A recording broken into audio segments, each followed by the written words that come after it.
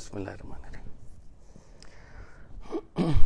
الحمدللہ رب العالمین والصلاة والسلام علی اشرف الخلائق اجمعین سید الاولین والآخرین امام المرسلین و خاتم النبیین سیدنا و مولانا و شفیعنا و حبیبنا و حبیب الہ العالمین وعلی اہل بیتہ الطیبین الطاہرین الہداۃ المہدیین و اصحابہ المنتجبین اجمعین.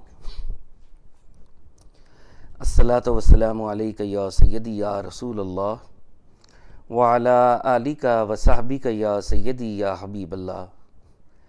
الصلاۃ والسلام علیک یا سیدی یا رسول اللہ وعلی آلک و صحبک یا سیدی یا حبیب اللہ. السلام علیکم یا سیدۃ النساء العالمین یا فاطمۃ الزہرا. السلام علیکم یا علی مولا.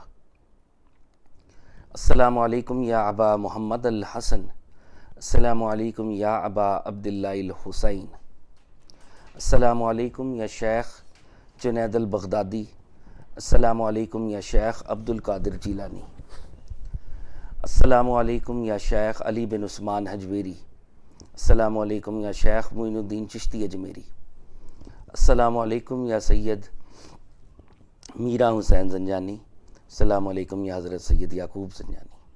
السلام علیکم.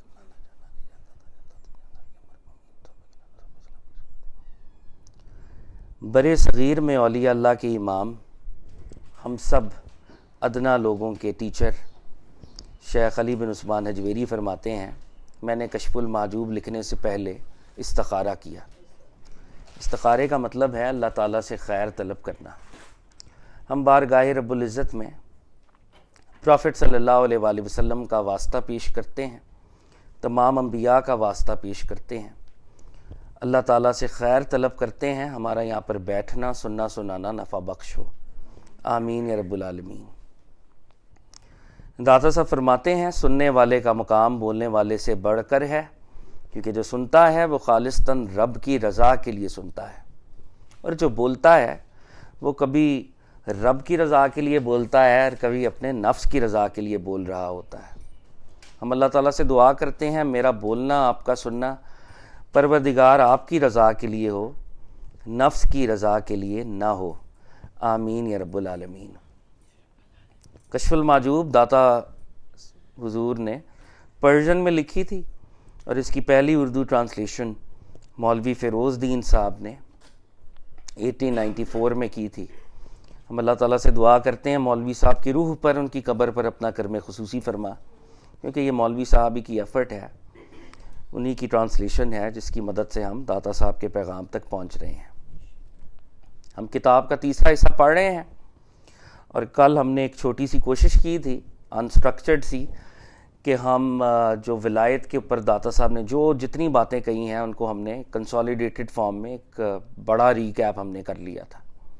9 لیولز کے اوپر داتا صاحب نے ولایت کے بارے میں کانورزیشن کی تھی، تو کل وہ گفتگو ہو چکی. آج ہم 8واں فرقہ پڑھ رہے ہیں، 8th صوفی آرڈر. اس کو فرقہ خرازیہ کہتے ہیں، اور یہ حضرت ابراہیم خراز رحمۃ اللہ علیہ ایک بہت بڑے بزرگ تھے، ان سے یہ فرقہ متعلق ہے. اور حضرت خراز نے فنا اور بقا، یہ 2 صوفی کانسٹرکٹس ہیں، فنا اور بقا کے حوالے سے گفتگو فرمائی تھی. تو داتا صاحب ان دونوں ورڈز کے اوپر اپنی جو ٹیکس ہیں اور اوپینینز ہیں وہ ہم سے شیئر کریں گے. اس سے پہلے کہ ہم اس کانورزیشن کو پڑھنا شروع کریں، داتا صاحب جو ہمیں سکھائیں.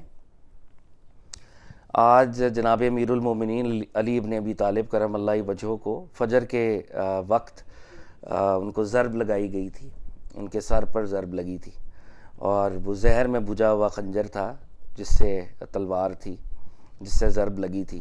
اور پھر وہ 21 رمضان المبارک کو شہادت انہوں نے اختیار کی تھی. تو 2-3 دن جو حضرت علی کرم اللہ وجہہ اس دنیا میں رہے، تو حضرت علی نے وصیتیں کی اپنے بیٹوں کو جنرلی زندگی کیسے گزارنی چاہیے، اور اس طرح سے وہ وصیتیں جو ہیں وہ پڑھنے سے تعلق رکھتی ہیں. وہ 2-3 دن آپ کرتے رہے ہیں. تو انشاءاللہ اگر موقع ملے تو ہم ایک اسپیشل کوئی سیشن ذکر کا کر کے حضرت علی کرم اللہ وجہہ کی جو وصیتیں ہیں جو انہوں نے اپنے بیٹوں کو کی اور بیٹوں کی وجہ سے ان کے توسط سے ہم سے کی، وہ پڑھنے کی چیز ہے. رمضان کو کر لیتے ہیں جی ضرور انشاءاللہ جیسے بھی. تو ہم یہ جو حضرت علی نے شہادت اختیار کی ہے، ہم سرکار دو عالم کی بارگاہ میں اور پنجتن پاک کی بارگاہ میں خاص طور پر امام حسن، امام حسین، بی بی سیدہ زینب، بی بی فاطمہ سلام اللہ علیہ، ان کی بارگاہ میں ہدیہ تعزیت پیش کرتے ہیں. اللہ تعالیٰ جو ہیں حضرت علی کے صدقے علم اور خیر کا معاملہ اس کشف المحجوب کے جتنے ممبرز ہیں ان کے لیے ہو، دنیا میں بھی آخرت میں بھی. آمین یا رب العالمین.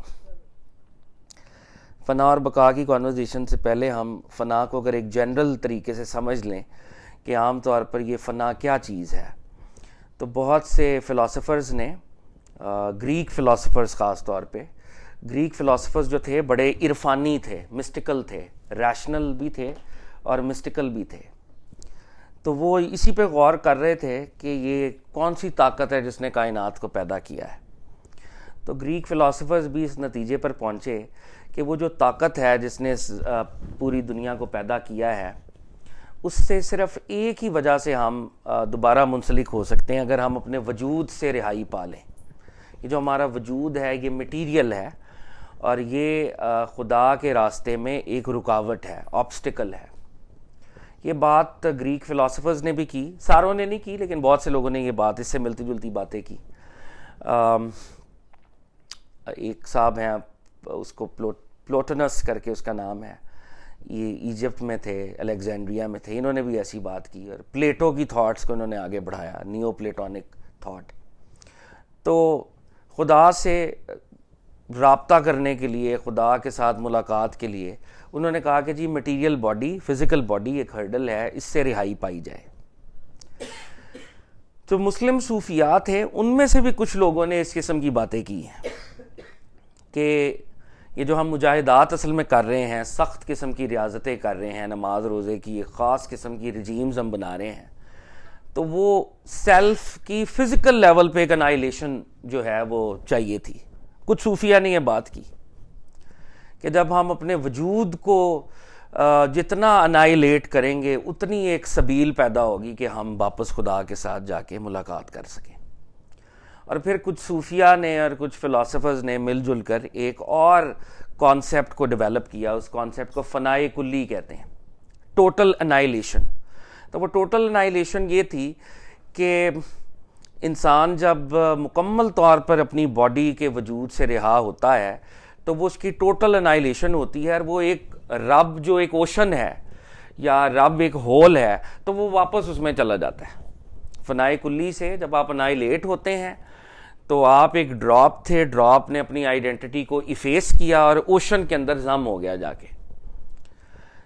تو اس طرح کی باتیں جو ہیں وہ ہوتی رہیں، جن سے یہ بات سامنے آتی ہے کہ فنا ایک امپورٹنٹ چیز ہے اور فنا وہ راستہ ہے کہ رب سے ملاقات ہو سکتی ہے اس سے.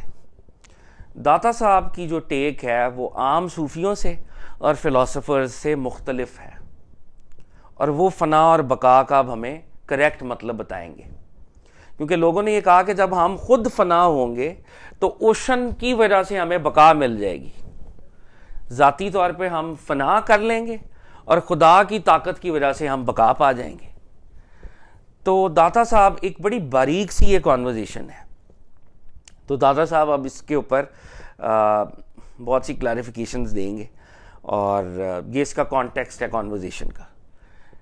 جنید بغدادی کی جو فنا ہے وہ بھی اگر ہم سٹارٹ میں سمجھ لیں تو جنید بغدادی کیونکہ داتا صاحب کے مشائخ اور ان کے وہ ٹیچرز میں سے ہیں، تو جنید بغدادی فنا کے 3 گریڈز بتاتے ہیں. وہ یہ نہیں کہتے کہ آپ نے اپنی باڈی کو ختم کر دینا ہے. فنا کا پہلا گریڈ یہ ہے کہ آپ نے اپنے نفس کی مخالفت کرنی ہے. آپ کا نفس جو آپ کو کہہ رہا ہے آپ اس کے خلاف کام کرنا شروع کر دیں. فنا کی دوسرا گریڈ یہ ہے کہ بعض اوقات ہم اچھے کام کرتے ہیں، اچھے کام سے ہمیں ایک ایروگنس پیدا ہوتی ہے، اچھے کاموں کی ایروگنس والی خوشی سے رہائی پا جائیں. یہ فنا کا دوسرا لیول ہے. اور فنا کا تیسرا لیول یہ ہے کہ باڈی تو ہماری ہوگی لیکن ہم اپنی ول کو گیو اپ کر دیں. اپنے اختیار کو گیو اپ کر دیں. ہم ایک ایسے لائف لیس باڈی کی طرح آپریٹ کریں کہ جو اللہ کا اختیار ہے وہ ہم سے ایمانیٹ ہوا کرے, جو اللہ ہم سے چاہ رہے ہیں وہ ہم کیا کریں. تو یہ فنا کے تین, اس میں یہ نہیں ہے کہ آپ کی باڈی ختم ہو جائے گی, آپ کی باڈی رہے گی, آپ اسی دنیا میں کام کریں گے. لیکن اگر آپ کو یہ کہا جاتا ہے کہ یار تم نے تبلیغ کرنی ہے, تو آپ اپنی ول سے تبلیغ نہ کریں, اللہ کی ول سے تبلیغ کریں. اللہ, اور وہ اللہ کیسے رابطہ کرتے ہیں؟ اللہ پروفٹ کے ذریعے رابطہ کرتے ہیں, سینٹ سے. آپ کو باقاعدہ ایک سگنل آتا ہے, تم لنگر لگاؤ. لنگر اس لیے نہیں لگاؤ کہ تمہیں خوشی ہو کہ میں نے اتنے غریبوں کو کھانا کھلایا ہے, وہ فیکلٹی کو مار چکے ہو. اللہ اگر کہے تو لگاؤ, اللہ کہے کھانا کھلاؤ, نہیں کہے تو نہ کھلاؤ. یہ آخری ہے وہ. اور اس میں ولی کا پروفٹ صلی اللہ علیہ وسلم سے رابطہ ہو جاتا ہے. تو فنا کا پہلا گریڈ کیا ہے؟ نفس کی مخالفت. فنا کا دوسرا گریڈ یہ ہے کہ وہ نیکیوں کی وہ خوشی جو کہ ایروگنس پیدا کرتی ہے اس سے رہائی. اور فنا کا تیسرا گریڈ یہ ہے کہ اپنے ول سے, اپنے اختیار سے مکمل دستبرداری, اچھے برے دونوں کاموں میں اپنے اختیار سے بے اختیار ہو جانا, تاکہ رب کا اختیار آپ کے اوپر آپریٹ کرے. لیکن آپ زندہ رہیں گے, آپ کا وجود بھی رہے گا. تو داتا صاحب بھی اسی قسم کی فنا ریلیٹڈ کچھ گفتگو کریں گے. تو آج ہم اس کو اس کانٹیکسٹ سے کانورزیشن کو شروع کرتے ہیں. اللہ فضل کرے گا تو ہم شاید اس کو سمجھ پائیں. داسا فرماتے ہیں فرقہ خرازیہ, خرازی فرقے کے لوگ حضرت ابراہیم خراز رحمۃ اللہ علیہ سے محبت اور عقیدت رکھتے اور ان کی پیروی کرتے ہیں. طریقت میں آپ کی بہت واضح تصانیف ہیں. طریقت میں فنا اور بقا کی اصطلاحات کو دراصل آپ ہی نے وضع کیا ہے, اور اس طریق کے تمام مطالب اور معنی کو انہی دو لفظوں پر منحصر فرمایا ہے. داسا فرماتے ہیں کہ صوفی آرڈر ہے خرازی, حضرت ابراہیم خراز سے یہ ریلیٹڈ ہے, اور مسٹیکل پاتھ میں حضرت خراز کی بہت سی بکس ہیں. داتا صاحب نے پیچھے ان کا تذکرہ کیا ہوا ہے, ان کا پین سکیچ ہم پڑھ چکے ہیں پیج 143 کے اوپر, اگر کسی دوبارہ بھی ہم پڑھ سکتے ہیں. تو داتا صاحب نے ان کی ویسے لائف سٹوری میں بتائی ہوئی ہے. کہہ رہے ہیں فنا اور بقا کی اصطلاحات کو دراصل آپ ہی نے وضع کیا تھا. یعنی وہ جو دو کانسیپٹس تھے ان کو ورڈ فارم کے اوپر لے کے آنا, انائلیشن کو فنا کہنا, رب سے ایک رابطے کی فارم کو بقا کہنا, تو وہ انہوں نے سب سے پہلے اس کو ڈیولپ کیا تھا. مسٹیکل پاتھ کے سارے میننگز کو آپ نے انہی دو ورڈز پر منحصر فرمایا ہے. داتا صاحب کہہ رہے ہیں کہ حضرت ابراہیم خراز کہتے ہیں پاتھ پہ جو بھی بندہ چل رہا ہے, مسٹیکل پاتھ پہ, اس پاتھ کی یہی ریالٹی ہے فنا اور بقا. پاتھ از ڈیپینڈنٹ اپون فنا اور بقا اکارڈنگ ٹو دس صوفی سینٹ. جب ہم مسٹیکل پاتھ پہ چل رہے ہیں تو ہم یہی کر رہے ہیں, اپنے آپ کو انائلیٹ کر رہے ہیں تاکہ رب کے ساتھ کوئی یونین مل سکے. تو کہہ رہے ہیں پورا مسٹیسزم فنا اور بقا ہی ہے اور کچھ نہیں ہے. تازہ فرماتے ہیں اب میں اس مسلک کو بیان کرتا ہوں, اور جن لوگوں کو اس مسلک کے بارے میں کچھ غلط فہمی ہوئی ہے ان کا بھی ساتھ ساتھ ذکر کروں گا, تاکہ تمہیں معلوم ہو جائے کہ ان کا مذہب کیا ہے, اور اس گروہ خرازیہ کی فنا اور بقا کے الفاظ متداولہ سے کیا مراد ہے. متداولہ کہتے ہیں کوئی چیز جو رائج ہوتی ہے, جو کامن ہوتی ہے. تو دا صاحب کہہ رہے ہیں کہ اب میں فرقہ خرازیہ اور فرقہ خرازیہ کی فنا اور بقا بتاؤں گا. لوگوں کو اس کو سمجھنے میں بڑی غلطی لگی ہے, اور اس وجہ سے انہوں نے غلط نتائج ڈیرائیو کیے ہیں. تو میں ان لوگوں کو بھی ریباٹ کروں گا جن کو غلطی لگی ہے, تاکہ لوگوں کو دونوں کی سمجھ آ جائے. اور ان الفاظ متداولہ یعنی یہ جو کامن ورڈز ہیں مسٹیسزم کے, یہ آپ کو سمجھ آ جائیں کہ ان کا مطلب کیا ہے. تو دا صاحب اب پہلی بحث کر رہے ہیں فنا اور بقا کی حقیقت, دا ریالٹی آف فنا اینڈ بقا.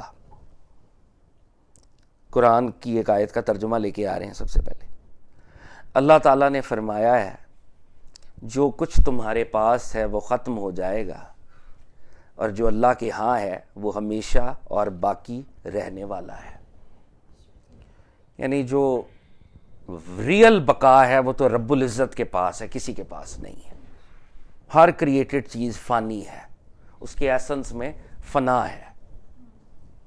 تو اللہ تعالیٰ کہہ رہے ہیں جو کچھ بھی تمہارے پاس ہے, چاہے وہ مٹیریل ہو, چاہے وہ لائف ہو, کچھ بھی ہو, اسپرٹ ہو, سب کچھ ہی فانی ہے, اور جو اللہ کے پاس ہے وہ سب کچھ باقی ہے.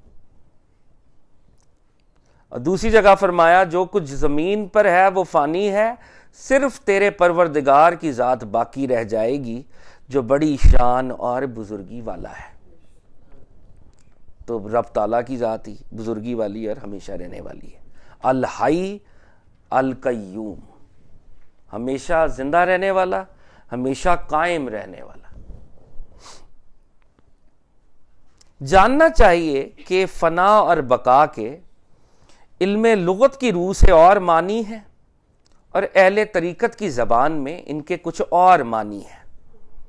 تو کہہ رہے ہیں people of the dictionary, people of the language, وہ فنا اور بقا کو اور طرح سے انڈرسٹینڈ کرتے ہیں, اور مسٹکس اس کو اور طرح سے انڈرسٹینڈ کرتے ہیں. فرق ہے دونوں میں. اہل ظاہر اس فرقے کی عبارات میں سے کسی عبارت میں اتنے زیادہ متحیر نہیں جتنے کہ فنا اور بقا کے ان دو لفظوں کے معنی میں حیران ہے. اہل ظاہر, پیپل آف دا ٹیکسٹ, ظاہری علوم کے جو اسکالرز, مولوی کہہ لیں آج کی زبان میں, وہ کہہ رہے ہیں کہ مولانا حضرات علماء ظاہر وہ کسی اور ٹیکسٹ میں اتنے حیران نہیں ہیں جتنے فنا اور بقا کے بارے میں وہ حیران ہیں. ان کو یہ سمجھ نہیں آتی, اور ان ٹرمز کی مس انٹرپریٹیشن شرک تک لے کے جا سکتی ہے. یہ میں آپ کو مطلب ہم سمجھ لیں اس بات کو کہ ورڈز ایسے ہیں کہ اگر ادھر سے ادھر آپ ہوئے تو وہ شرک کی طرف چلے جائیں گے. اسی لیے داتا صاحب بھی یہاں پہ لکھ رہے ہیں. تو علماء ظاہر ہمیشہ فتویٰ بھی اسی لیے لگاتے تھے ان پہ. تو وہ کہہ رہے ہیں کہ یہ علماء ظاہر کو جو مس انڈرسٹینڈنگ لگی ہے وہ ورڈ کے لیول پہ لگی ہے, مغالطہ جو ہے لگا ہے, اور دے آر حیران. بہرحال علم لغت کی روح سے تین قسم کی بقا ہے. بقا تین طرح کی ہے ڈکشنری کا اگر ہم حساب لگائیں تو. پہلی قسم بقا کی, اول وہ بقا کہ طرف اول بھی فنا میں ہو, آخر بھی فنا میں ہو, جیسا کہ یہ عالم ناسوت کہ یہ ابتدا میں بھی نہ تھا, انتہا میں بھی نہ ہوگا, فقط اس وقت باقی ہے. تو آپ سب کہہ رہے ہیں بقا کی تین کائنڈز ہیں, اور بقا کی پہلی کائنڈ ایک ایسی چیز ہے, یا ایسی سٹیٹ ہے, یا ایسی جگہ ہے جس کی بگننگ میں بھی فنا ہے اور جس کی کلمینیشن میں بھی فنا ہے, درمیان میں وہ ایگزسٹ کر رہی ہے. ویسے یہ دنیا, اس دنیا کو جب ہم صوفی کاسمولوجی وہ علم ہے جو اوریجن آف دا یونیورس سے ڈیل کرتا ہے, تو صوفیوں کی بھی اپنی ایک کاسمولوجی ہے. تو صوفیوں نے 7 طرح کے عالم بتائے ہیں کہ there are 7 kinds of universes کہہ لیں, ورلڈز کہہ لیں, جو بھی کہہ لیں اسے, عالمز. تو ایک تو عالم اس کو کہتے ہیں جی ہاہوت, عالم ہاہوت, جہاں پہ رب تعالیٰ ڈیوائن ایسنس اپنی ونس میں موجود ہے, ہاہوت. پھر عالم یاہوت, عالم یاہوت وہ عالم ہے جہاں پہ نور محمدی کو بنایا گیا. تو نور محمدی نے اللہ کی عبادت کی, تو اس نے کہا اے ایک, وہ عالم جہاں پہ نور محمدی خلق ہوا وہ عالم یاہوت تھا. تو جہاں پہ اللہ تعالیٰ پیور اپنے ایسنس اور میجسٹی اور اپنے ہڈن ٹریجر کے لیول پہ ہیں, وہ ہاہوت ہے. پھر یاہوت ہے, یاہوت سے نیچے وہ نور محمدی کو, اور جب اللہ تعالیٰ نے اس کو کنسولیڈیٹ کہہ لیں یا جو بھی ورڈ آپ کر لیں, سٹرکچر کیا, تو وہ عالم لاہوت تھا. پھر عالم لاہوت سے اللہ نے عالم ملکوت بنایا جہاں پہ فرشتے ہیں, اینجلز ہیں. پھر عالم جبروت ہے جہاں پہ مطلب, اور اس کو نیچے آپ کہہ لیں کہ اینیملز وغیرہ اور ان کی روحیں بھی انہوں نے اللہ نے بنائی, وہ ملکوت سے نیچے ریلم ہے. جنز کا وہ ریلم ہے جبروت. اور ہمارا جو ریلم ہے وہ عالم ناسوت ہے. ناسوت سین سے, نون الف نا سین واو تے, ناسوت. ناسو, اگر میری میموری مجھے اجازت دے رہی ہے تو میں یہ پڑھ رہا ہوں, شاید ایک آدھ اوپر نیچے کر دیا میں نے, دیکھ لیجئے. جبروت اور ہاں بالکل ایسے ہی ہوگا. ادھر ویسے میں نے ایک دفعہ لکھا بھی تھا. بہرحال چلیں, مطلب اینیملز تو ناسوت میں ہی ہیں, وہ اینیملز کی روح ہیں شاید, یا جو بھی ان کا وہ, کچھ لوگوں کا یہ خیال ہے جو لائف اینیملز کے اندر ہے وہ انسانوں سے تو ڈفرینٹ ہے نا. ہماری جو اسپرٹ ہے وہ بھی ملکوتی ہے اصل میں. اسپرٹ کا جو ریلم ہے نا وہ عالم ملکوت کا ہے. ہاں تو ناسوت میں باڈی والی ہم ریلم میں ہے نا, یہ ناسوت ہے. بہرحال یہ ہیں.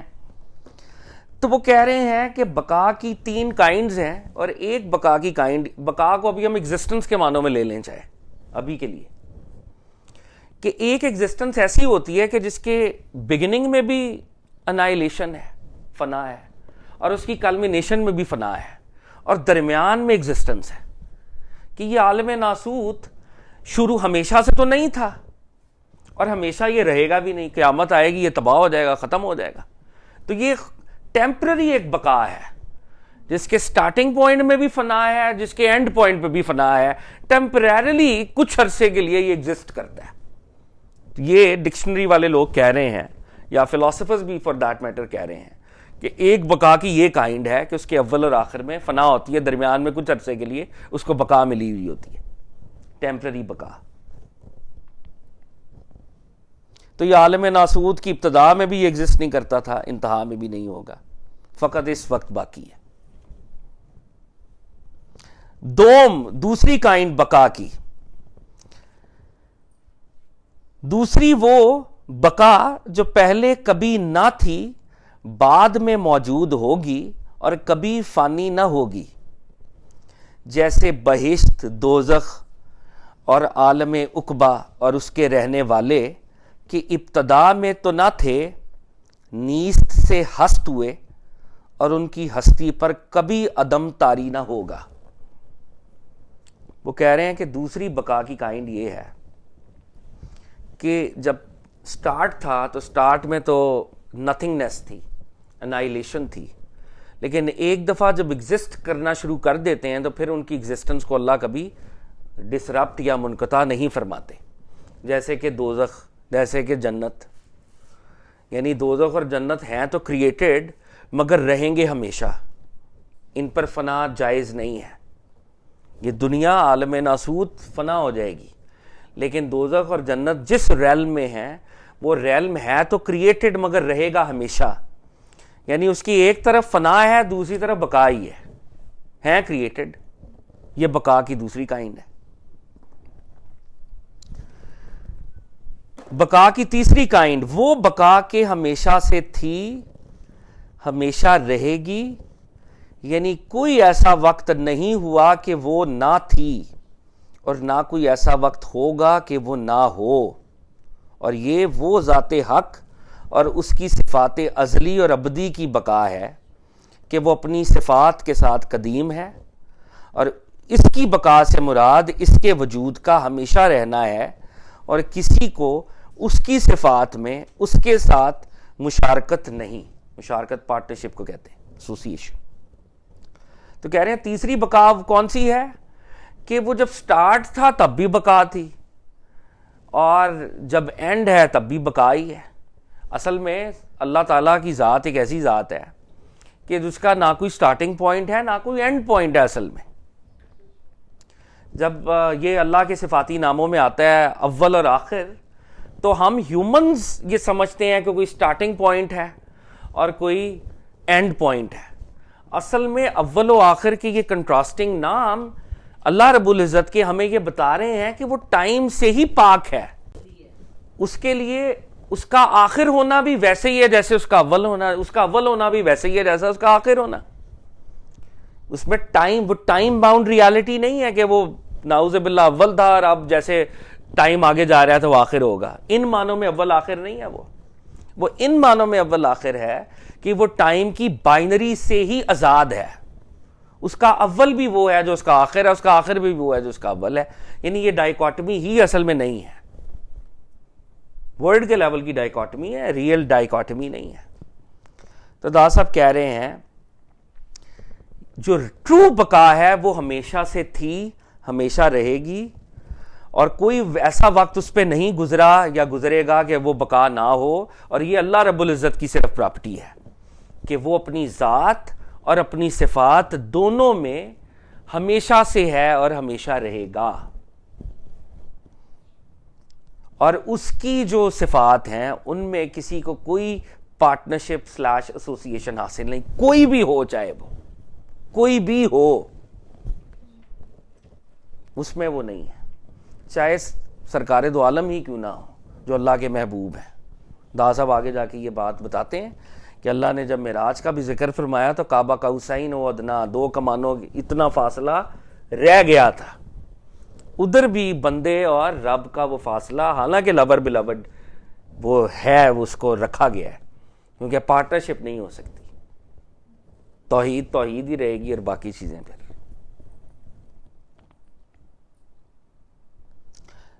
تو داسا فرماتے ہیں, اب یہ ڈکشنری والی ابھی انہوں نے صرف بات کی ہے جو علماء ظاہر اور فلاسفرز والی بات ہے. تو داسا صاحب کہتے ہیں پس فنا کا علم یہ ہے کہ تم جان لو کہ دنیا فانی ہے. بقا کا علم یہ ہے کہ تم جان لو کہ عقبہ باقی ہے. عقبہ آخرت کو کہتے ہیں. چنانچہ اللہ تعالیٰ نے فرمایا ہے عالم آخرت بہتر اور زیادہ باقی رہنے والا ہے. اور اس آیت میں ابقا مبالغے کے طور پہ فرمایا ہے, اس لیے کہ اس عالم آخرت کی عمر کی بقا کے لیے فنا نہیں. اب دادا صاحب نے یہ جو انیشل کانورزیشن کی ہے, انیشل کانورزیشن, اس انیشل کانورزیشن کا نتیجہ وہ دے رہے ہیں اب کہ اس کانورزیشن سے ڈیرائیو کر لو کہ دنیا فانی ہے, آخرت باقی ہے, اور اللہ تعالیٰ ہمیں بار بار کہہ رہے ہیں عالم آخرت بہتر اور زیادہ باقی رہنے والا ہے. اور اللہ نے قرآن میں جو ورڈ اس بقا کے لیے استعمال کیا ہے وہ ایگزیجریٹڈ ورڈ ہے, یعنی اللہ نے اس بقا کو انٹینسیفائی کرنے کے لیے ایک ورڈ آف ایگزیجریشن استعمال کیا ہے کہ آخرت پر توجہ رکھو, وہ ہمیشہ باقی رہنے والی ہے. تو عربک کا وہ ورڈ جو کہ چیزوں کو اوور ایمفسائز کرتا ہے, وہ والا ورڈ استعمال کیا اللہ نے. اچھا, اب یہ تو ساری انیشل سی کانورزیشن ہو گئی. اب وہ اہل طریقت کی فنا اور بقا بتائیں گے. یہ philosopher / people of the language کی فنا اور بقا تھی. اور مسٹکس میں پہلے عام درجے کی فنا اور بقا بتائیں گے اور پھر خاص درجے کی فنا اور بقا بتائیں گے. اہل طریقت کی اصطلاح میں فنا اور بقا یہ ہے کہ جب جہالت فانی ہو جائے تو ضرور علم باقی ہوتا ہے. پیپل آف دا پاتھ اور خاص طور پہ جو ابھی بگنرز ہیں وہ فنا اور بقا سے کیا مراد لیتے ہیں کہ جب اگنورنس ختم ہو جائے تو نالج آ جاتا ہے, نالج باقی ہوتا ہے. جب معصیت یعنی نافرمانی فانی ہو جاتی ہے, معصیت نیگلیجنس کو, گناہ کو کہتے ہیں, تو جب ہم گناہوں کو فنا کرتے ہیں تو اطاعت یعنی بندگی باقی ہوتی ہے. جب بندہ اپنی بندگی کا علم حاصل کر لیتا ہے تو ذکر حق کے باقی رہنے سے اس کی غفلت فنا ہو جاتی ہے. یعنی جب ہم اللہ تعالیٰ کی ریمیمبرنس میں باقی رہیں گے تو غفلت فانی ہو جائے گی. ذکر کے بقا کی وجہ سے, بالکل. مطلب یہ ہے کہ جب بندہ حق تعالیٰ کا علم حاصل کرتا ہے تو اس کے علم کے ساتھ باقی ہو جاتا ہے اور اس کے نہ جاننے سے فانی ہو جاتا ہے. کہتے ہیں کہ جب آپ کو اللہ کا نالج مل جاتا ہے تو آپ اس نالج کی وجہ سے باقی رہتے ہیں, ایگزسٹ کرتے ہیں, اور اگنورنس آف دا گاڈ سے فانی ہو جاتے ہیں. آپ جو اگنورنس ہے آپ کی گاڈ کے حساب سے وہ فنا ہو جاتی ہے, اور آپ کا علم جو ہے آپ کو گاڈ کے ساتھ ایک کوئی کسی حد تک یونین عطا کرتا ہے, آپ کے اندر ایک سیٹسفیکشن پیدا ہوتی ہے. تو آپ کی اپنی ایگزسٹنس باقی ہوتی ہے رب کے علم کی وجہ سے, اور رب کو نہ جاننے سے آپ فنا میں چلے جاتے ہیں. یعنی اب کوئی ایسا پوائنٹ نہیں آئے گا کہ آپ رب کو نہ جانیں. اور جب بندہ غفلت سے فانی ہو جاتا ہے تو اس کے ذکر سے باقی ہو جاتا ہے. جب غفلت کو ہم فنا کر دیں گے کہ ہم غافل نہیں ہوں گے تو ہم ہمیشہ اس کا ذکر ہی کرتے رہیں گے. گویا فنا اور بقا ان کے نزدیک برے اوصاف کو ساکت کر کے نیک صفات پر قائم ہونا ہے. ان شارٹ فنا کیا ہے؟ برے چیزوں کو ابارٹ کر دینا اور اچھی چیزوں پہ قائم ہو جانا.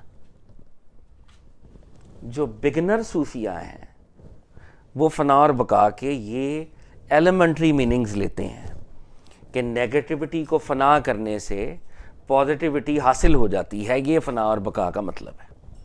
یہ بگنر صوفیاء جو ہم سے تو اوپر ہی ہیں سارے, ہم تو کریپی کرالیز ہیں سارے, تو یہ جو اوپر ہیں ہم سے وہ یہ اس درجے پہ ہیں وہ کہ فنا اور بقا ایک کنٹراسٹنگ ریالٹی ہے. نیگیٹیوٹی کو فنا کرتے ہیں تو پازیٹیوٹی کو حاصل کر لیتے ہوتے ہیں. غفلت کو فنا کریں گے اللہ کا ذکر مل جائے گا. تو یہ بات ابھی تک ہوئی. اب یہاں سے ایک امپورٹنٹ بات شروع ہونے لگی ہے. یہاں پہ ہم ایک پاز لیتے ہیں چھوٹا سا. شیخ جنید البغدادی رحمۃ اللہ علیہ فرماتے ہیں, وہ ان کا جو سارا اسکول آف تھاٹ تھا وہ توحید پر تھا, اور وہ یہ کہتے تھے کہ دو چیزیں ہیں جن کو ہم نے سمجھنا ہے. ایک تو بندوں نے رب تعالیٰ کے ساتھ ایک عہد کیا ہوا ہے, اس کو وہ کہتے تھے میثاق, ٹریٹی, جو قرآن میں آیت ہے کہ اللہ نے جب کہا میں تمہارا رب نہیں ہوں, سب نے کہا آپ ہی رب ہیں, ٹریٹی. تو وہ یہ کہتے تھے کہ انسان کی جو کریکٹ انڈرسٹینڈنگ ہے وہ میثاق والی ہے, ہونی چاہیے. اس دنیا میں بیٹھ کے میثاق والی ہونی چاہیے. اور میثاق میں بندہ رب تعالیٰ سے قربت میں تھا, رب تعالیٰ سے نیئرنس میں تھا. اور وہ جو سٹیٹ تھی, جس سٹیٹ میں وہ تھا, تب اس سٹیٹ کو انہوں نے فنا کہا کہ ہم کس سٹیٹ میں تھے؟ ہم اپنی فنا والی سٹیٹ میں تھے. تو انسان کا یہ کام ہے کہ اس سٹیٹ کو دوبارہ ریئلائز کر لے. جب اس سٹیٹ کو ریئلائز کر لے گا تو حقیقی معرفت پائے گا, حاصل کرے گا. لیکن جب اس سٹیٹ میں جائے گا تو ایک عجیب و غریب کام ہوگا اس کے ساتھ کہ وہ رب کی بہت قربت میں چلا جائے گا, بہت زیادہ قربت میں. لیکن جب وہ قربت میں جائے گا تو اس کا دل کرے گا کہ وہ رب کو, اب میں اپنے لفظوں میں یہ بات کر رہا ہوں, کہ وہ رب کو جپھی ڈال لے. لیکن رب کو جپھی ڈال نہیں سکتی, رب کو حق کیا نہیں جا سکتا, کیونکہ وہ رب ہے اور وہ لو والے پاتھ میں بھی اجازت نہیں دیتا کہ کوئی اس کو حق کر لے. اس سے شرک ہو جائے گا, کیونکہ حادث کا قدیم کے ساتھ فزیکل ملاپ ممکن نہیں ہے. تو جب وہ اس سٹیٹ میں جاتے ہیں, قربت کی انتہائی سٹیٹ ہوتی ہے وہ, تو ان کے دل کے اندر دو چیزیں ہوتی ہیں. ایک امید ہوتی ہے کہ شاید اللہ ہمیں آگے لے جائے, اور ساتھ ایک ہوپلیسنس ہوتی ہے کہ یہ میرا آخری مقام ہے, اس سے آگے میں نہیں جا سکتا. تو ایک طرف محبت اپنے جوبن پر ہوتی ہے اور ایک طرف ہوپلیسنس اپنے جوبن پر ہوتی ہے کہ اس سے آگے میں نہیں جا سکتا. تو وہ مراد ان کو مل گئی ہوتی ہے, مراد آبجیکٹو, وہ مراد کے بالکل قریب ہو جاتے ہیں, لیکن عین مراد میں مراد سے بے مراد ہو جاتے ہیں. اتنی قربت کے باوجود وہ رب تعالیٰ کے ساتھ کسی فزیکل 100% یونین میں نہیں جا پاتے, اور ان کو اصل میں فاصلے کا احساس ہوتا ہے کہ رب اور میرے درمیان فاصلہ ہے, اور وہ ریئل فاصلہ ہے. یہ بات ہم تک, اس بات کو ذہن میں رکھتے ہوئے, اچھا یہاں پر بائی دا وے بات ہے کہ وہ جو کہتے ہیں نا ٹوٹا ہوا دل, تو وہ ٹوٹا ہوا دل اصل میں ہمارا تو یہاں پہ ٹوٹ جاتا ہے نا, ان کا دل وہاں ٹوٹتا ہے اصل میں کہ یار اتنی قربت اور پھر بھی حاصل نہیں کر پائیں گے کیونکہ ہم حادث ہیں اور وہ قدیم ہے. اب جب دل ٹوٹتا ہے کہ یار نہیں ملے گا وہ ہمیں, یہیں تک ہماری منزل تھی, اینڈ وہ بائی ڈیفینیشن ہڈن ٹریجر ہے, اور اس ہڈن ٹریجر کی کوئی ایکسس اب نہیں ہے, یہی آخری پوائنٹ تھا. اب جو دل ٹوٹتا ہے اس میں رب سماتا ہے. وہ جو کہتا ہے نا میں ٹوٹے ہوئے دلوں میں قیام کرتا ہوں, وہ دل جو رب تعالیٰ کے تعاقب میں ٹوٹتے ہیں جن کا مرکز منبع آبجیکٹو رب تھا اور اب ٹوٹ گیا کہ نہیں مل سکتا کیونکہ میرا اور اس کا ایسنس اور ہے. نبی پاک ہوتے تو میں شاید ان کے قدموں سے لپٹ جاتا, مجھے مل جاتے, میرے مرشد مجھے مل جاتے, حضرت علی مل جاتے, غوث پاک, داتا صاحب, یہ سب مل سکتے تھے کہ کہیں نہ کہیں اللہ نے مجھے اس ایسنس پہ پیدا کیا ہے. لیکن رب اور میرے ایسنس میں فرق ہے اور وہ فرق کبھی ختم نہیں ہو سکے گا. میں حادث ہوں, حدث کی مینیفیسٹیشن ہوں, وہ قدیم ہے, یونین ممکن نہیں ہے, توحید ہے, وننس.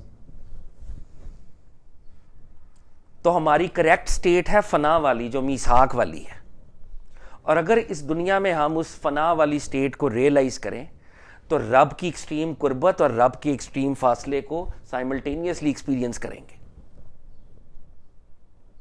اس کانٹیکٹ کے ساتھ اب ان لائنز کو ہم پڑھنے لگے. یہ خواص اب فنا کا مطلب بتا رہے ہیں جو داس صاحب بتائیں گے. عام لوگ کہہ رہے ہیں نیکی کرو تو برے کاموں کی فنا کر دو, اچھے کاموں کی بقا پالو. یہ عام لوگوں کا درجہ ہے, اب خاص لوگوں کا درجہ. لیکن اہل طریقت میں سے خاص لوگوں کی مراد ان الفاظ سے یہ نہیں جو ہم نے ذکر کیا ہے. ان کا اشارہ اس اصل میں علم اور حال کی طرف نہیں ہے. یہ جو فنا اور بقا ہیں اولیاء اللہ کے لیے یہ نالج یا سٹیٹ کی کوئی بات نہیں ہے, یہ ان کے اصل ایکسپیرینس کی بات ہے. ہم یہ جو فنا اور بقا پڑھ رہے ہیں یہ ہمارے لیے نالج کے کانسیپٹس ہیں نا, ہمیں کانسیپٹس آ گئے, ہم نے ریئلائز تو نہیں کیا ہوا. تا صاحب کہہ رہے ہیں یہ جو ہم نے جو ورڈز استعمال کیے اولیاء اللہ علم اور حال کی طرف اشارہ نہیں کر رہے کہ یہ کوئی علم کی بات ہے, بلکہ وہ فنا اور بقا کو ان اہل ولایت کے کمال کے درجے کے علاوہ کسی اور مقام میں استعمال نہیں کرتے. جو اولیاء اللہ کا کمال ہے, جو ان کی پیک ہے, پیک کے علاوہ فنا اور بقا کو کبھی استعمال کرتے ہی نہیں اولیاء اللہ. یہ ورڈز اولیاء اللہ کی پیک کو بتاتے ہیں, ان کی جو ایپک زینت, the culmination, وہ ہے. تو فنا اور بقا کو ان اہل ولایت کے کمال کے درجے کے سوا کسی اور مقام میں استعمال نہیں کرتے. یہ اچھا یہ کون لوگ ہیں؟ یہ پرفیکٹ لوگ ہیں جن کو فنا اور بقا ملتی ہے. یہ وہ لوگ ہیں جو مجاہدہ کرتے کرتے اس کی تکلیف سے چھوٹ گئے ہیں. مجاہدہ عبادت ریاضت, ہم مجاہدہ عبادت ریاضت کرتے ہیں, ہمیں تکلیف ہوتی ہے, ہمیں برڈن فیل ہوتا ہے, چاہے ہم کہیں بھی ہوں.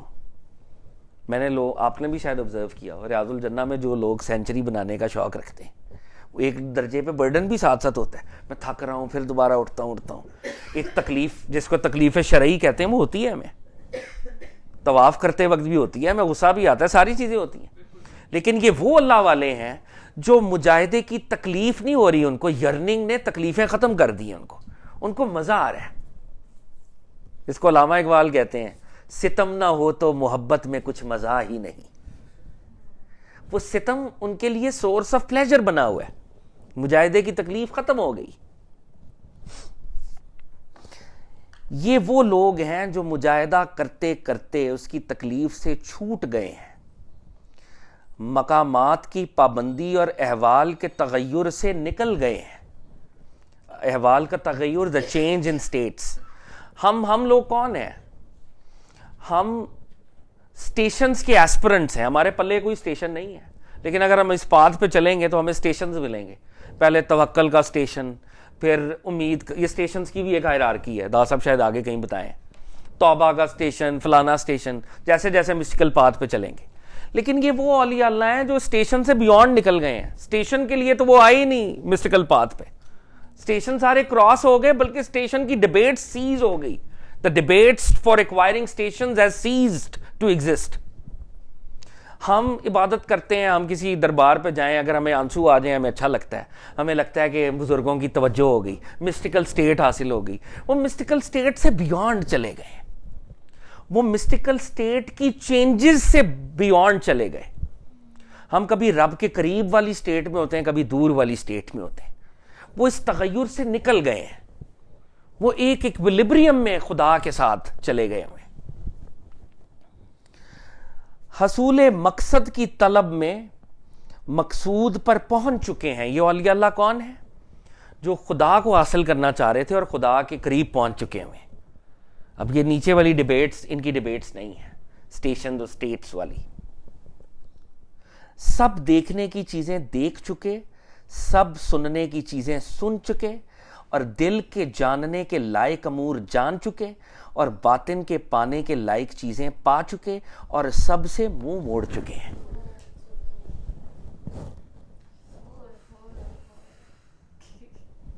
کل جب ہم ریکیپ کر رہے تھے تو داتا صاحب نے ہمیں بتایا تھا ولایت کے، جب انہوں نے مختلف میننگز بتائے تھے کہ ولی لیڈر ہوتا ہے، رب کے معنوں میں اللہ اپنے لیے بھی ولی کا ورڈ استعمال کرتا ہے، پھر انسانوں کے لیے لو کے لیے بھی لور بلوڈ، اور وہ ساری باتیں داتا صاحب نے بتائی تھی. تو داتا صاحب نے کہا تھا کہ ولی کو اللہ تعالیٰ ایک خاص ہیلپ عطا کرتے ہیں، اور وہ ہیلپ کیا ہوتی ہے کہ اس کو عقل کے لیول کے اوپر اس کو سائنز عطا کرتے ہیں، ہارٹ کے لیول پر اس کو مسٹری اور میننگز عطا کرتے ہیں، اور نفس کے لیول پر اللہ اس کو پروٹیکشن دیتے ہیں، تب وہ ولی بنتا ہے. لیکن یہاں پر کن کی بات ہو رہی ہے؟ جو ولیوں کے بھی سرتاج ہیں، جو ولیوں کے بھی ڈھولن ہیں، سردار ہیں، ان کا کیا لیول ہے کہ جو چیزیں لوگوں کے لیے اٹریکٹیو ہیں دیکھنے کی، مسٹیکل دیکھنے کی بات ہو رہی ہے، وہ ساری چیزیں وہ دیکھ چکے ہیں، اللہ نے انہیں دکھا دی ہیں. جو چیزیں سننی تھی وہ ساری سن چکے ہیں. دل کو جو میننگز ملنے تھے وہ اللہ نے ان کو دے دیے ہیں. باطن کے اندر جو کلینزنگ ہونی تھی ان کی ہو چکی ہے. لیکن وہ اب اس لیول پر ہیں کہ ان چیزوں سے بھی منہ موڑ چکے ہیں، کیونکہ ان کو یہ سمجھ آئی ہے کہ یہ بھی غیر اللہ ہے، یہ میری جرنی تھی اور اللہ اس سے بیونڈ ہے. تو وہ اب اس سے بھی منہ موڑ چکے ہیں کہ میرے باطن کو مزید، وہ کہہ رہے ہیں یہ باتیں مٹیریل ہیں، میں نے اس مقصد کی طرف جانا ہے. ہم جب پاتھ پہ چلیں گے تو ہمارے لیے تو یہ کیٹلسٹ ہے، ہمارے باطن کی صفائی، ہمیں کوئی اچھا خواب آ گیا، ہمیں کوئی اچھی زیارت ہوگی، ہمارے لیے تو ضروری. مگر وہ ان مائل سٹونز کو کراس کر چکے ہیں، بلکہ ان سے بھی منہ موڑ چکے ہیں کہ یہ بھی ایسنس میں غیر اللہ ہیں، اللہ نہیں ہے. اب اللہ کی طرف توجہ کرنی ہے. دل کے جاننے کے لائق امور جان چکے ہیں، باطن کے پانے کے لائق چیزیں پا چکے ہیں، سب سے منہ موڑ چکے ہیں، حتیٰ کہ مراد کا قصد ان سے فانی ہو چکا ہے. مراد کا قصد ارادہ. ہم جب ارادہ کرتے ہیں، نیک کاموں کا بھی ارادہ کرتے ہیں نا، ہائر لیول پر ولی اپنا ارادہ بھی گیو اپ کر دیتا ہے. وہ کہتا ہے میں کچھ نہیں، اگر اللہ میرے لیے چاہ رہا ہے قریب آ جاؤ تو قریب آ جاؤں گا، اللہ مجھے دور کرنا چاہ رہا ہے تو دور ہو جاؤں گا. یعنی مراد کا قصد کہ میں نے یہ ادھر جانا ہے یہ بھی چھوڑ دیا ہے انہوں نے، کیونکہ اس کے اندر بھی ایک ہلکا سا نفس پایا جاتا ہے. میں نے کعبہ جانا ہے، میں نے کعبہ جانا ہے، یہ چھوڑ دیا انہوں نے. اگر اللہ نے لے جانا ہے تو وہ لے جائے گا. وہ کہتے ہیں کہ بادشاہ کے دربار میں آپ بن بلائے نہیں آپ جا سکتے کہ میں آ گیا ہوں ٹکٹ کرا کے، کیونکہ آپ کی جرت کیسے ہوئی آپ آئے. وہ ہائر، یہ دیکھیں نا کس کی بات ہو رہی ہے، ہائر لیول کے اولیاء اللہ کی بات ہو رہی ہے. مراد کا قصد ان سے فانی ہو چکا ہے. دل تو ان کا بھی کرتا ہے مدینے جائیں، لیکن اب یہ قصد فانی کیوں ہو چکا ہے کہ جب تک بلاوا نہیں آئے گا نہیں جانا، کیونکہ یہ میری خواہش ہے نا کہ میں مدینہ جاؤں. یہ میری اپنی ذات کی ایلیویشن کی خواہش ہے کہ میں نبی پاک کے قدموں میں حاضر ہوں، جو کہ لیکن ان کے لیے جب تک بلاوا، جب آپ نے یہ کہا راضی برضا، اب ویس کرنے کا دل نہیں کرتا ہوگا وہ نبی پاک سے ملے. لیکن ان کا جو قصد تھا، مراد کا قصد ان سے فانی تھا.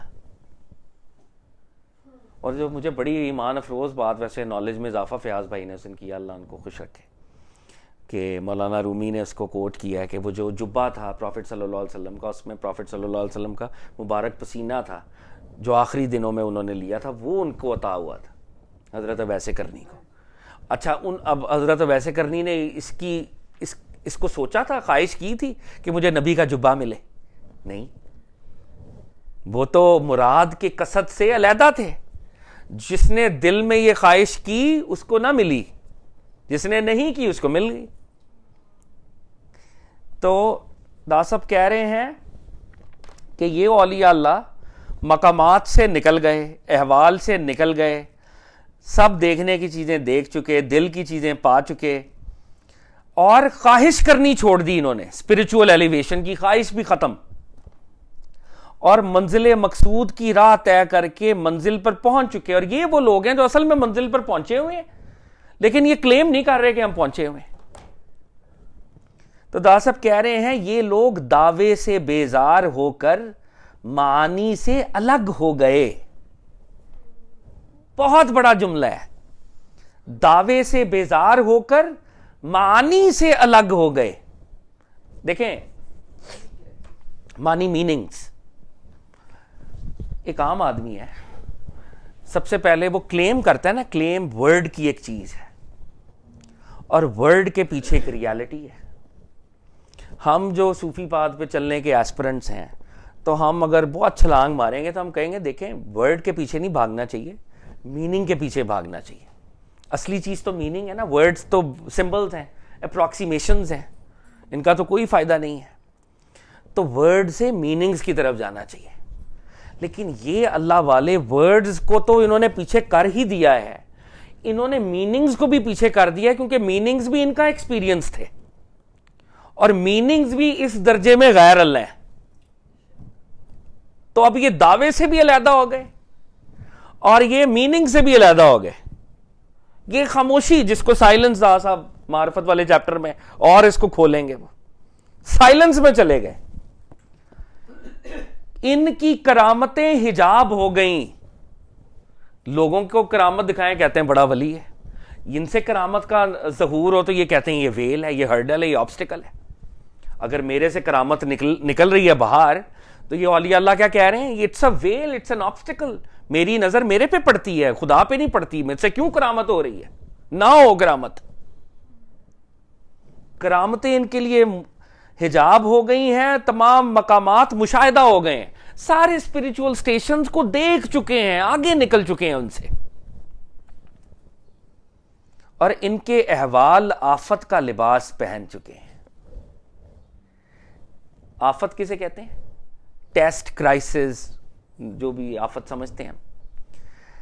میں نے ابھی آپ کو جنید بغدادی کا وہ سنایا تھا نا, تو وہ کیا کہتے ہیں کہ جب انتہائی قربت ملتی ہے بندے کو, بالکل قریب چلا جاتا ہے, تو یہ ریئلائز ہوتا ہے کہ اس کو پا تو نہیں سکتے, اس کو پا تو نہیں سکتے. انہوں نے کیا, دل ان کو مل گیا, ساری چیزیں مل گئیں, انہوں نے کہا یہ ساری چیزیں فارغ ہیں, ورڈز بھی فارغ ہیں, میننگز بھی فارغ ہیں, ایکسپیرینسز بھی فارغ ہیں, سب کچھ مل گیا.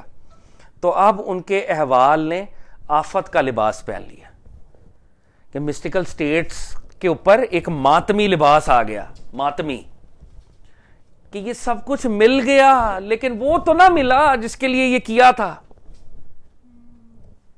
اب مسٹیکل سٹیٹس کا نے کون سا لباس پہن لیا؟ دا ڈریس آف مورننگ. یا اللہ یہ سب کچھ بہت اچھا تھا, تو نے دیا, دل کے لیول پر مسٹریز, میننگز دیے, باطن کو صاف کیا, کرامتیں دی, مشاہدے دیے, سب کچھ دے دیا. اب میں قریب تھا اور میرے مسٹیکل سٹیٹ مورننگ میں چلی گئی. وہ یہ ساری چیزیں رب تو نہیں ہے, اس کا میں نے کیا کرنا ہے؟ ہوا میں اڑ کے میں نے کیا کرنا ہے؟ میں تو رب تیرے پیچھے آیا ہوں. تو ان کے احوال آفت کا لباس پہن چکے ہیں, عین مراد میں مراد سے بے مراد ہو گئے. عین مراد یعنی ڈیسٹینیشن بالکل سامنے تھی, لیکن وہ ڈیسٹینیشن قدیم رب کی ہے نا, اور یہ حادث ہے. عین مراد میں سامنے قریب, مراد سے بے مراد ہو گئے. اور اب الٹیمیٹلی یہ خواہش بھی شاید نہ کر پائیں کہ مجھے ملے. عین مراد میں مراد سے بے مراد ہو گئے. اور ان کا طریق تمام مخلوق سے ہٹ کر معبود حقیقی کے لیے ہو جانا ہے. اور یہ وہ لوگ ہیں جو اصل میں خدا کی یرننگ میں ہیں.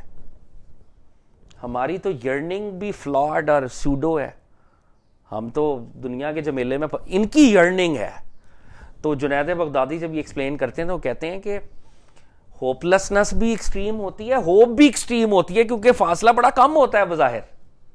تو بندے کو ہوتا ہے کہ یار یرن میں کرتا رہوں, شاید مل ہی جائے, شاید مل ہی جائے, اور ساتھ یہ ریئلائزیشن نہیں ملے گا, نہیں ملے گا, نہیں ملے گا. تو کہتے ہیں کہ یہ وہ بندے ہیں جو مخلوق سے ہٹ کر معبود حقیقی میں ہی رہتے ہیں ہر وقت. جیسا کہ اللہ تعالیٰ نے فرمایا ہے, جو ہلاک ہوا دلیل سے اور جو زندہ رہا وہ دلیل سے. دلیل کس کو کہتے ہیں؟ آرگومنٹ کو. آرگومنٹ کیا کرتا ہے؟ ایک پریمس ہوتا ہے نا, آرگومنٹ اس کو سپورٹ کرتا ہے, آرگومنٹ اس کو سبسٹینشیٹ کرتا ہے. اور اب کیا بات ہوئی, داتا صاحب نے اتنی لمبی چوڑی بات کر کے اینڈ پہ کیا کہا کہ اللہ تعالیٰ اس لیے کہتے ہیں جو ہلاک ہوا دلیل سے. ہلاک کا مطلب مرنا نہیں ہے صرف, ہلاک کا مطلب ہے کہ اگر آپ نے اپنی کوئی بات منوانی ہے کسی سے تو کیسے منوا سکتے ہیں آپ؟ آرگومنٹ سے. اور جو زندہ رہا وہ کیسے زندہ رہا؟ آرگومنٹ سے. تو اب یہ ولی جو رب تعالیٰ کے اتنے قریب ہے تو یہ رب تعالیٰ کے آرگومنٹس کو دیکھ نہیں رہا کہ رب تعالیٰ جو ہیں وہ ڈیوائن میجسٹی وہ سب کچھ. تو جو کچھ ہلاک ہوا دلیل سے, جس نے رب تعالیٰ کو اصل میں مانتا ہے, جو اصل میں رب تعالیٰ سے وہ یہ لوگ ہیں کہ کوئی ان کے پاس ٹرو آرگومنٹ ہے رب کو ماننے والا. اور اگر یہ زندہ ہیں تو وہ بھی ٹرو آرگومنٹ ہے ان کے پاس کہ رب تعالیٰ کی وجہ سے ہم زندہ ہیں.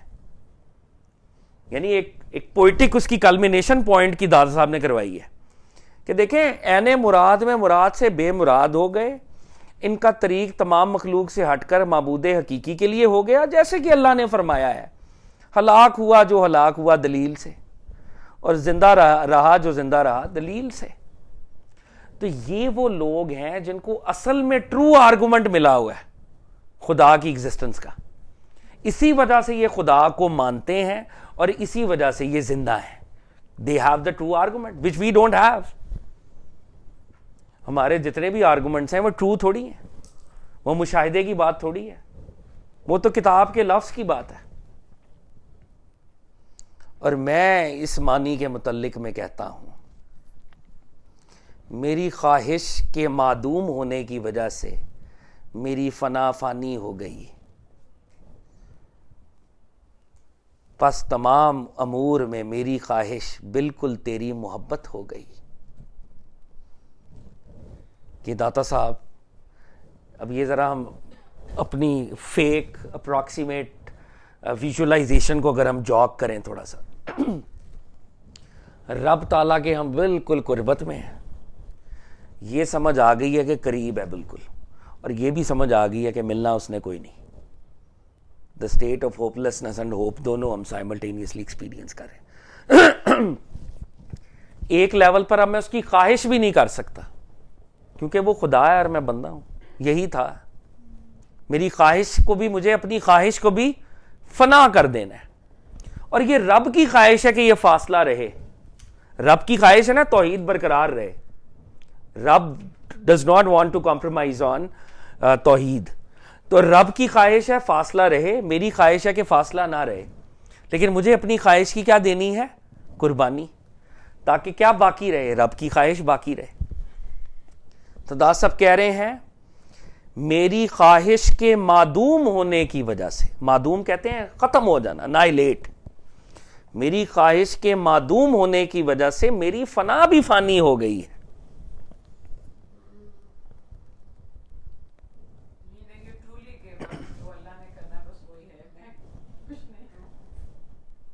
دیکھیں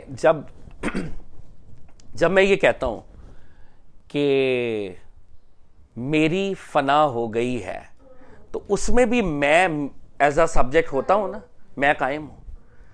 لیکن جب میں نے سب کچھ گیو اپ کرنا ہے تو میں نے اس ریئلائزیشن کو بھی گیو اپ کر دینا ہے کہ میں فنا میں ہوں یا بقا میں ہوں. اگر میں یہ سوچ رہا ہوں, میری یہ فیکلٹی چل رہی ہے, میں بقا میں ہوں میں فنا میں ہوں, تو ابھی میں چل رہا ہوں.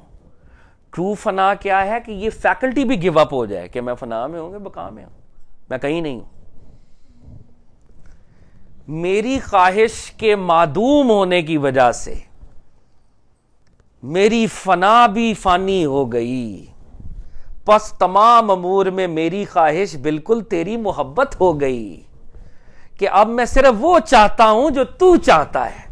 تو فاصلے کو باقی رکھنا چاہتا ہے, میں بھی یہی چاہتا ہوں فاصلہ باقی رہے.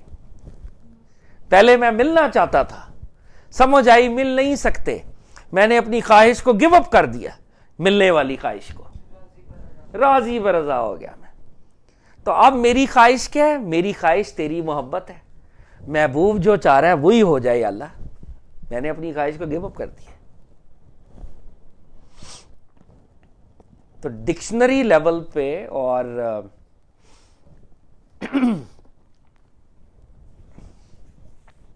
چلیں آگے یا رک جائیں؟ میرا خیال ہے ٹائم, چلے 5 منٹ اور دیکھ لیتے ہیں. ڈاکٹر صاحب کہتے ہیں پس جب بندہ اپنے اوصاف سے فانی ہو جاتا ہے تو کامل بقا حاصل کر لیتا ہے. اصل میں آپ نے اپنے ایٹریبیوٹس کو گیو اپ کرنا ہے, اور ان ایٹریبیوٹس میں سب سے بڑا محترم ایٹریبیوٹ یہ تھا کہ مجھے خدا سے ملاقات اور خدا سے ملاپ ہو, اور اوپر جا کے پتہ چلا کہ وہ ملاپ تو ہونا کوئی نہیں. تو اب اس خواہش کو بھی گیو اپ کر دینا ہے. تب آپ کو کیا ملتی ہے؟ کامل بقا ملتی ہے, کامل بقا مل جاتی ہے. جب بندہ اپنے اوصاف سے فانی ہو جاتا ہے تو پرفیکٹ بقا حاصل کر لیتا ہے. اس کی ایکسپلینیشن میں داس صاحب کہتے ہیں جب بندہ اپنے اوصاف کے موجود ہونے کی حالت میں اوصاف کی خرابی سے فانی ہو جاتا ہے تو مراد کی بقا کے ساتھ مراد کی فنا میں باقی ہو جاتا ہے, یہاں تک کہ نہ اس کو قرب و بود رہتا ہے, نہ وحشت و انس, نہ سہو و سکر, نہ فراق و وصال کا ڈر, نہ مٹانا اور جڑ سے اکھاڑنا, نہ نام و مقام اور نہ نشان و نفس سے کچھ تعلق رہتا ہے. اس معنی میں ایک شیخ فرماتے ہیں اور میرا مقام اور میرا نشان دونوں مٹ گئے, پس اپنے وقت میں نہ قریب کو دیکھتا ہوں نہ دور کو, پس میں ذات حق کے ساتھ اپنی ذات و صفات سے فنا ہو کر اسی سے قائم ہوا اور میرے لیے راہ حق ظاہر ہو گئی. اب ان لائنز کو ہم ایک ایک کر کے ذرا دیکھتے ہیں.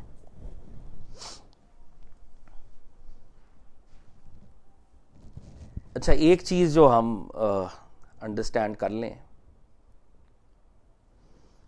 کہ جب ہم اس ہائیسٹ پوائنٹ پہ پہنچے تھے تو وہ ہماری کیا تھی؟ فنا کی ایکسٹریم فارم تھی نا, فنا کی ایکسٹریم فارم تھی. ہم نے اپنی خواہشات کو سب کچھ ترک کر دیا. جب ہم نے اپنا سب کچھ ترک کر دیا اور اب ہم باقی رہے, ہم ڈس انٹیگریٹ نہیں ہوئے, ہم باقی رہے وجود کے طور پہ, تو وہ جو باقی رہنا ہے وہ اللہ کی عطا اور اللہ کے حکم کی وجہ سے ہم باقی رہتے ہیں. جب پروفٹ صلی اللہ علیہ وسلم معراج پہ گئے تو داس صاحب فرماتے ہیں کہ وہ ٹرو وجد کی کیفیت تھی نا. ہم تو قوالی سن کر وجد میں جاتے ہیں, تو نبی پاک تو اصل میں رب کی اس میں تھے, تو جو ٹرو وجد تھا اس کو ایکسپیرینس کر سکتے تھے, کر رہے تھے. لیکن اللہ کے حکم سے نبی پاک کی باڈی ڈس انٹیگریٹ نہیں ہوئی. ان کی اپنی ذاتی طاقت نہیں تھی, ذاتی طاقت تو ویسے بھی بندے کی نہیں ہے, لیکن جس طاقت نے بندے کو قائم رکھا وہ کس کی طاقت تھی؟ اللہ تعالیٰ کی طاقت تھی. لیکن ایک چیز انڈرسٹینڈ کریں جو باریک سی بات ہے, اللہ کی جو طاقت ہے جس کی وجہ سے بندہ قائم رہتا ہے یا بندے کو بقا ملتی ہے, وہ اللہ کی طاقت فزیکلی آپ کے اندر نہیں ہوتی, وہ اللہ کا حکم ہوتا ہے, اور حکم میں بندے اور رب کے درمیان فاصلہ رہتا ہے ہمیشہ. یہ بات سمجھنے والی ہے. تو اب یہ جو داتا صاحب کانورزیشن شروع کرنے لگے ہیں, جو کانورزیشن ابھی جہاں پہ جائے گی, وہ کانورزیشن یہ ہے کہ جب بندہ حالت فنا میں ہوتا ہے اور اس کو بقا ملتی ہے, تو کیا نعوذ باللہ رب کی طاقت اندر فزیکلی آئی ہوتی ہے تو بقا مل رہی ہوتی ہے؟ اور بہت سے صوفیوں کے یہاں پہ مغالطہ لگا ہے.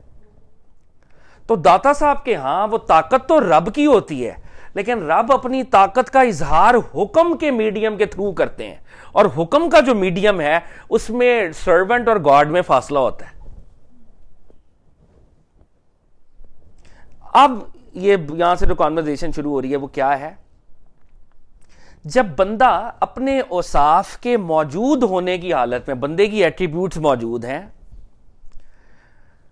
اوصاف کی خرابی سے فانی ہو جاتا ہے, یعنی اپنے ایٹریبیوٹس کی نیگیٹیوٹی کو گیو اپ کر دیتا ہے. تو مراد کی بقا کے ساتھ مراد خدا تعالیٰ ہے, خدا تعالیٰ باقی رہتے ہیں. مراد کی بقا کے ساتھ مراد کی فنا میں باقی ہو جاتا ہے. یہ مراد کو دو لیولز پہ داتا صاحب استعمال کر رہے ہیں. ایک مراد ہے رب تعالیٰ ہمارا آبجیکٹو, اور ایک مراد ہے ہماری خواہش, ہماری ڈیزائر. جب بندہ اپنے اوصاف, اس کے اوصاف موجود ہیں, وہ ان اوصاف کی نیگیٹیوٹی کو گیو اپ کر دیتا ہے, تو خدا تعالیٰ کی بقا میں اپنی ڈیزائر کو فنا کر دیتا ہے کہ مجھے وہی ڈیزائر چاہیے جو اللہ کی ڈیزائر ہے. کہ نہ اس کو قرب و بعد رہتا ہے. جب وہ اپنے سارے ایٹریبیوٹس کو گیو اپ کر دیتا ہے تو سب سے پہلے کیا ہوتا ہے اس کے ساتھ؟ نہ ڈسٹنس کا احساس رہتا ہے اور نہ قربت کا احساس رہتا ہے. یہ بھی تو ہیومن فیکلٹی ہے کہ رب ہم سے دور ہے یا رب ہم سے قریب ہے. It's a human faculty. یہ ہیومن فیکلٹی گیو اپ کر دیتا ہے. نہ وحشت کا احساس رہتا ہے, نہ انس کا, نہ محبت, نہ ہوپ لیسنس, نہ صحو, نہ سکر. اس کے لیے یہ بھی میٹر نہیں کرتا کہ وہ الرٹ ہو یا وہ ایکسٹسی میں ہو. نہ فراق, نہ وصال. فراق کہتے ہیں دوری کو, وصال کہتے ہیں ملاپ کو. نہ مٹانا اور نہ جڑ سے اکھاڑنا, نہ نام و مقام اور نہ نشان و نفس, کچھ بھی تعلق نہیں رہتا. جب بندہ ٹرولی اپنے ایٹریبیوٹس کی نیگیٹیوٹی کو گیو اپ کرتا ہے تو رب تعالیٰ تو باقی رہتے ہیں, لیکن وہ رب تعالیٰ سے یونین کی خواہش بھی چھوڑ دیتا ہے. اور پھر اس کے ساتھ کیا سٹیٹ اس کو ملتی ہے؟ نہ رب تعالیٰ کی دوری, نہ قربت, یہ دونوں چیزیں نکل جاتی ہیں. نہ وحشت, نہ یہ جو ہماری یہ جو فیکلٹیز تھیں یہ ہیومن تھیں, جس میں ہم بائنریز میں سوچ رہے تھے, وحشت, انس, دوری, قربت. رب تعالیٰ تو وحدت ہے نا, ونس ہے, تو ہم رب تعالیٰ کو ایکسس بھی ان فیکلٹیز سے کریں گے جو ون ہوں گی. جیسے ڈائیکوٹمی ہوگی, اس ڈائیکوٹمی کو بریک کریں گے تو رب تعالیٰ کے پاس جائیں گے. اگر ہمیں سمجھ نہیں آ رہی ہم رک جاتے ہیں یہاں پہ. ہم نے کون سا ٹیسٹ دینا ہے اس پہ؟ ہم نے اس پہ کون سا ٹیسٹ دینا ہے؟ میں اس لیے کہہ رہا ہوں کہ چلیں کل یہاں سے ہم تو یہیں سے ہم شروع کر لیں.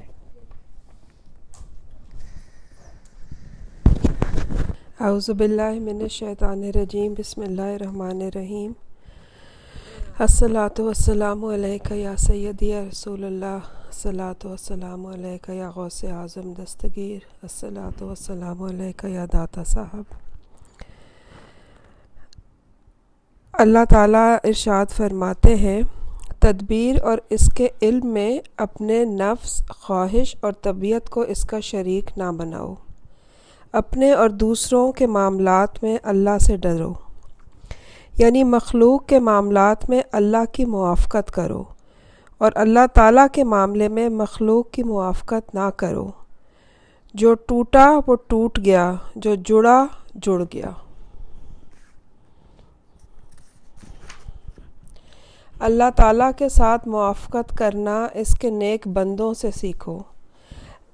علم عمل کے لیے بنایا گیا ہے, نہ کہ محض یاد کرنے کے لیے, اور مخلوق کے سامنے پیش کرنے کے لیے. اور جب تم علم حاصل کر کے اس پر عمل بھی کرے گا تو تیری طرف کلام کرے گا, اگرچہ تو خاموش رہے گا. تو عمل کی زبان سے اس سے زیادہ کلام کر, جیسا کہ زبان علم سے کلام کیا جاتا ہے.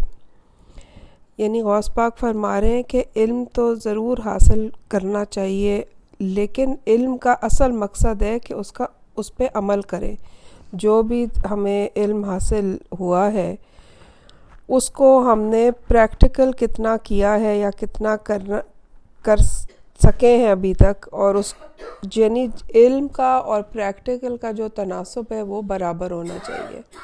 یہ نہیں کہ فارمولا سارے رٹ لی ہیں, اب جب استاد نے کہا کہ بھئی یہ A² والا فارمولا لگاؤ تو اب وہاں ہم بیٹھ گئے اور ہم نے 6 اور ان کو سنا دیے کہ ہمیں تو اس سے اگلا بھی آتا ہے اور اس سے اگلا بھی آتا ہے, لیکن اس ایکویشن کو سولو کرنے کا ہمیں کام نہیں آتا تو استاد جی کان پکڑ کے تو کلاس سے باہر نکال دیں گے. تو وہ اسی لیے وہ فرما رہے ہیں کہ علم عمل کے لیے بنایا گیا ہے نہ کہ محض یاد کرنے کے لیے. ایک بزرگ رحمۃ اللہ علیہ کا قول ہے، یعنی کہ جس کا دیکھنا تجھے نفع نہ دے اس کا واعظ بھی تجھے نفع نہیں دے سکتا. جو شخص اپنے علم پر عمل کرتا ہے تو وہ اس علم سے خود بھی نفع حاصل کرتا ہے اور دوسروں کو بھی نفع پہنچاتا ہے، کیونکہ اللہ تعالیٰ میرے پاس حاضر ہونے والوں کے اندازے کے موافق جو کچھ چاہتا ہے مجھ سے کلام کرا دیتا ہے، ورنہ میرے اور تمہارے درمیان عداوت ہے کیونکہ تم میں عمل نہیں ہے. اب غوث پاک اپنی یہاں مثال پیش کر رہے ہیں کہ جو غوث پاک کے ہزاروں لوگوں کا مجمع ہوا کرتا تھا جب وہ لیکچرز دیتے تھے، تو وہ کہتے ہیں کہ جو تم لوگوں کی ضرورت ہوتی تھی تو اللہ تعالیٰ اس کے حساب سے میرے ذریعے تم تک کو پیغام پہنچا دیتے تھے. اور ہاں اگر تو میرے اوپر اگر میں خود کر رہا تو میری تو عداوت ہے تم سے، کیونکہ تم عمل ہی نہیں کرتے ہو، سارا دن بس سر دھنتے رہتے ہو، کتابیں پڑھتے رہتے ہو.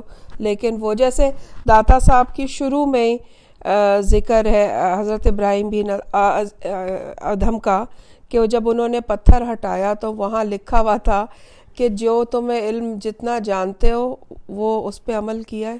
تو کہتے ہیں میں نے وہیں اس کو ہٹا دیا کہ جتنا سیکھ گیا ہوں عمل تو میں نے اس پہ کیا نہیں ہے، تو آگے میں کیا پڑھوں جا کے. تو وہی بات غوث پاک بھی کر رہے ہیں کہ اس علم کا کوئی فائدہ نہیں ہے جس پہ آپ عمل نہیں کر رہے. میری آبرو اور مال سب تمہارے اوپر نثار ہیں، میرے پاس کوئی چیز نہیں، اگر میرے پاس کچھ ہے تو میں اس کو تم سب سے روکتا نہیں ہوں.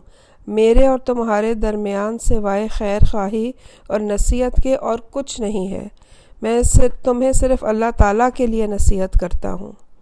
اور جو ہم روز بات یہاں دہراتے ہیں، کاظمی صاحب کہتے ہیں کہ وہ علم جس سے اللہ تعالیٰ کی خیر حاصل ہو، نہ کہ اپنے نفس کے لیے علم سیکھنا اور اس اپنے نفس کی نہیں.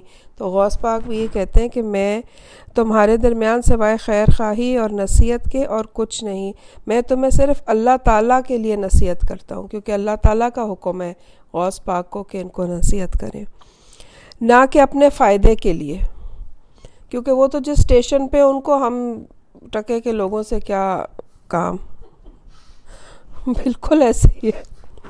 تو تقدیر خداوندی کے ساتھ موافقت کرو ورنہ وہ تیری گردن توڑ دے گی. تو اس کے ارادے کی موافقت اس کے ساتھ چل ورنہ وہ تجھے ذبح کر ڈالے گی. اس کے سامنے گھٹنے ٹیک کر بیٹھ جا یہاں تک کہ وہ تجھ پر رحم کرے اور وہ تجھے سواری پر اپنے پیچھے بٹھا لے. جب تک سبمیشن نہیں کرو گے تو کہیں نہیں پہنچو گے، گھٹنے ٹیکنے پڑیں گے. اولیاء اللہ کے معاملے کی ابتدا کسب سے ہوتی ہے، یعنی ان کی ایفرٹس جو ہیں وہ ضروری ہیں، کسب سے ان کی ابتدا ہوتی ہے. وہ ضرورت کے مطابق دنیا کو شریعت کے ہاتھوں سے حاصل کرتے ہیں، یا جہاں جہاں شریعت نے جو جو اجازت دی ہے وہ دنیا کو وہ اس طریقے سے، یعنی جو ان کی ڈیلی لائف ہے جو شرع کے مطابق ہے وہ اس پہ گزارتے ہیں، وہ ایفرٹ کرتے ہیں، اپنی کوششیں کرتے ہیں اور شریعت پہ چلتے ہیں، یہاں تک کہ جب ان کے ظاہری اعضاء کسب سے عاجز ہو جاتے ہیں اور توکل آ جاتا ہے جو ان کے دلوں پر سکون کی مہر لگا دیتا ہے اور ان کے اعضاء کو قید کر دیتا ہے. پھر جب آپ کو اللہ تعالیٰ توکل عطا کرتے ہیں تو پھر آپ کی جو ایفرٹس ہیں وہ پھر آہستہ آہستہ خود ہی کم ہو جاتی ہیں، اور کیونکہ توکل کی آپ کو ایک بہت بڑی نعمت ملتی ہے.